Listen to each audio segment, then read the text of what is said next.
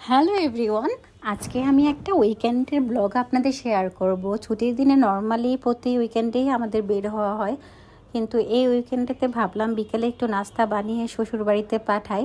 আর এদিক দিয়ে আমি করছিলাম চুটকি সেমাই পিঠা, যেটা বলে সেটা। ফার্স্টে আমি চুটকি সেমাইটাকে খুব ভালো করে ভেজে নিচ্ছি আর একটা পাত্রে দুধ ফুটিয়ে নিলাম। দেন অন্য একটি পাত্রে চুটকিটাকে আমি সিদ্ধ করে নুডলসের মতন গরম দুধের ভিতরে এলাচি, দারুচিনি, গুঁড়া দুধ এগুলো দিয়ে দিলাম। আর একটা নারিকেল নিয়ে আসলাম, ভাবলাম যে এই নারিকেলটা দিয়ে আজকে তালের পিঠা বানাই।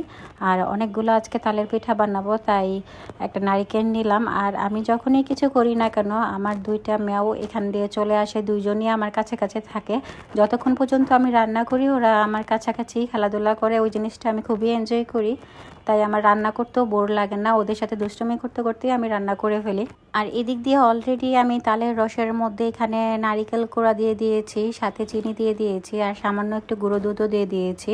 এখানে আমি পুরো নারিকেলটাই দিয়ে দিয়েছি, টেস্ট যাতে বেড়ে যায় সেই জন্য আমি পুরো নারিকেলটাই এখানে ইউজ করেছি।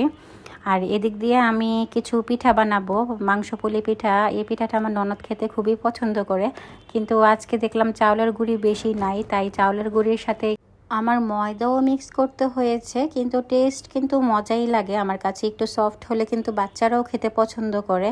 আর এদিক দিয়ে আমি খামিটা করে নিয়েছি, আর এখন ছোট ছোট করে বেলে পিঠা বানিয়ে নিব আমি। শুরুতেই যখন ফার্স্ট এডটা দিয়েছি সেটাই আমি আপনাদের সাথে শেয়ার করলাম। দেন এখানে প্রায় 30টা পিঠা আমি বানিয়ে নিয়েছি, আর সবগুলা বানিয়ে অলরেডি আমি ভাজা শুরু করে দিয়েছি। আর আরেকটা পাত্রে আমি তালের পিঠা দিয়ে দিয়েছি। তালের বড়াগুলা ফার্স্টের দিকে এরকম ছিল, কিন্তু যখন একদম ভাজা হয়েছে তখন কিন্তু কালারটা অনেক বেশি সুন্দর ছিল। আর এদিক দিয়ে আমি ভাজতে ভাজতে সবগুলাই ভেজে ফেলেছি।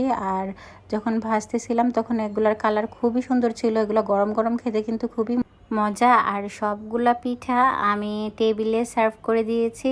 আর দেখতেই পাচ্ছেন তালের বড়ার পিঠার কালারটা কি পরিমাণ অসাধারণ এসেছে। আর এদিক দিয়ে মাংস পুলি পিঠা আর এদিকে সেওয়াই পিঠাও ছিল। সো এগুলো আমি এখন প্যাকেট করে ফেলবো। আর এই পিঠাগুলো চলে যাবে আমার ননদ আর আমার দুই যা আছে ওই বাসায়, ওদের জন্য।